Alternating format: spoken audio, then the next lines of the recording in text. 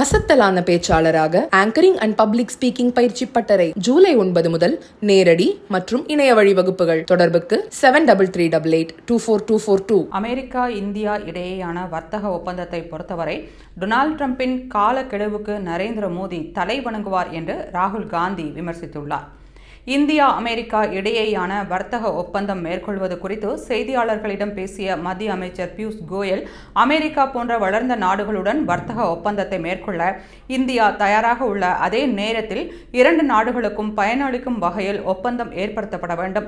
குறிப்பாக இந்தியாவின் நலன்கள் பாதுகாக்கப்பட்டால் மட்டுமே ஒப்பந்தம் மேற்கொள்ளப்படுமே தவிர காலக்கெடுவின் அடிப்படையில் மேற்கொள்ளப்படாது என்று திட்டவட்டமாக தெரிவித்தார்.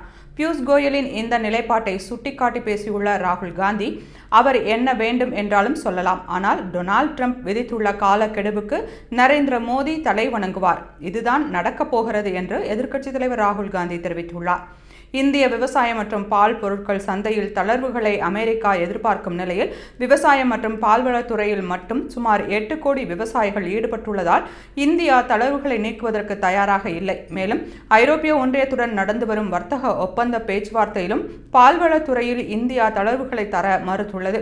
வரும் 2030ஆம் ஆண்டிற்குள் இந்தியா அமெரிக்கா இடையேயான வர்த்தகத்தை 45 லட்சம் கோடி ரூபாய்க்கு உயர்த்த இரண்டு நாடுகளும் இலக்கு வைத்துள்ளது.